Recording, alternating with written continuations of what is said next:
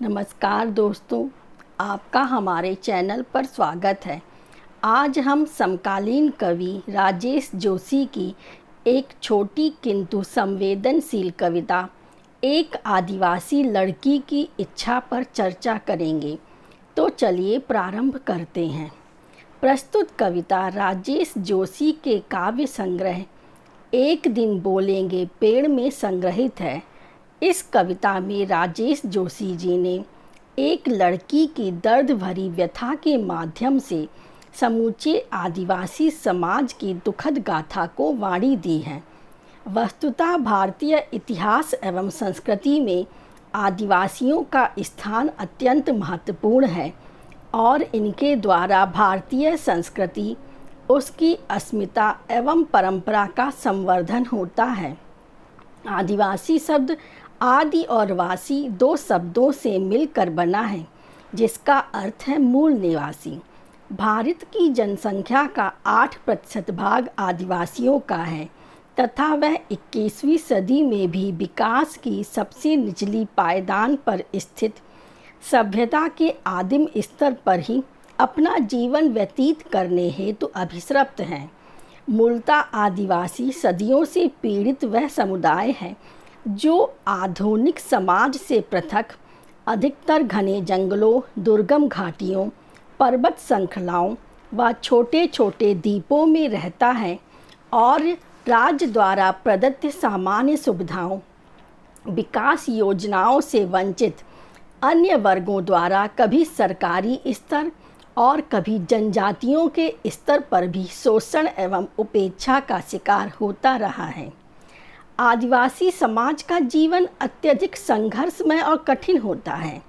इनका संपूर्ण जीवन जल, जंगल, जमीन से प्रभावित एवं निर्देशित है और भारत की अधिकांश विकास योजनाएं आदिवासियों की जल, जंगल, जमीन की अथाह संपदा के दोहन पर अवलंबित हैं। मनुष्य को जीवित रहने तथा अपनी मूलभूत आवश्यकताओं की पूर्ति हेतु अर्थ की प्राप्ति करना अत्यंत आवश्यक है, किंतु आदिवासी समाज के पास अर्थोपार्जन के साधन अत्यंत सीमित हैं और वह गरीबी दरिद्रता में जीवन यापन करने के लिए विवश है। आदिवासी अपनी गरीबी के कारण जीवन का सपना भी नहीं देख सकते हैं और यदि स्वप्न देखते भी हैं तो उसे पूरा करने का अधिकार भी उनके पास नहीं है। यह आज के जीवन की विडंबना है कि छोटी सी छोटी वस्तु का, अपनी इच्छा का उसे सपना देखना पड़ता है पर वह उसे पूरा नहीं कर पाता। कवि राजेश जोशी ने अपनी कविता एक आदिवासी लड़की की इच्छा में आदिवासियों की आत्मिक भावनाओं को अभिव्यक्त कर युगीन परिवेश को जीवंत किया है। वह उनके जीवन की त्रासदी को देखकर हताश हैं और उनके प्रति मानवतावादी भावना को अभिव्यक्त करते हैं। चलिए उनकी कविता का रसास्वादन कर लिया जाए। एक आदिवासी लड़की की इच्छा। लड़की की इच्छा है, छोटी सी इच्छा, हाट इमलिया जाने की, सौदा सूत कुछ नहीं लेना। तनिक सी इच्छा है काजर की बिंदिया की, सौदा सूत कुछ नहीं लेना। तनिक सी इच्छा है तोड़े की बिछिया की। लड़की की इच्छा है, छोटी सी इच्छा, हाट इमलिया जाने की, सौदा सूत कुछ नहीं लेना। तनिक सी इच्छा है सुग्गे की फुग्गे की, फुग्गा उड़ने वाला हो, सुग्गा खूब बातूनी हो। लड़की की इच्छा है, छोटी सी इच्छा। ये कविता हुई। चलिए इसकी व्याख्या भी देख ली जाए।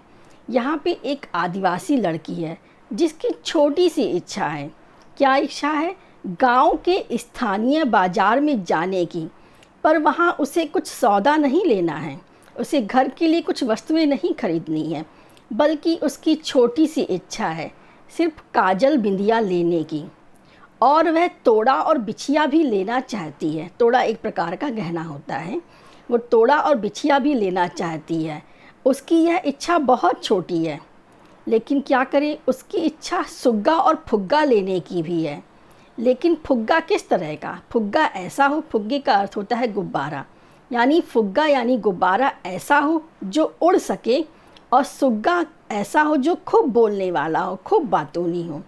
उसकी यह छोटी सी इच्छा है, पर गरीबी के कारण उसकी यह इच्छा भी पूरी नहीं हो पाती है। यानी आदिवासी समाज इतना गरीब है कि वो अपनी छोटी छोटी इच्छाओं को भी पूरा नहीं कर पाता है, उसे निराशा हाथ लगती है। यह कविता बुंदेलखंडी लोकगीत के आधार पर लिखी हुई कविता है। इस कविता के माध्यम से कवि ने अपने समय की वास्तविक विद्रूपता को सहज रूप में प्रस्तुत किया है। कवि राजेश जोशी जी आदिवासी लोगों के जीवन के टूटते हुए सपनों की दुनिया के प्रति अत्यंत संवेदनशील हैं। इस कविता में कवि की युगीन वैचारिकता उभर कर सम्मुख आई है। आज भी आज़ादी का कोई विशेष महत्व नहीं है, क्योंकि आज भी मनुष्य दुख भरा जीवन व्यतीत कर रहा है। वह चाह कर भी अपने जीवन को ऊंचा नहीं उठा सकता। यही स्थिति आदिवासी समाज की भी है। निरंतर संकटों से संघर्ष करता यह समाज अपनी छोटी सी इच्छा को पूर्ण करने का सामर्थ्य भी नहीं रख सकता।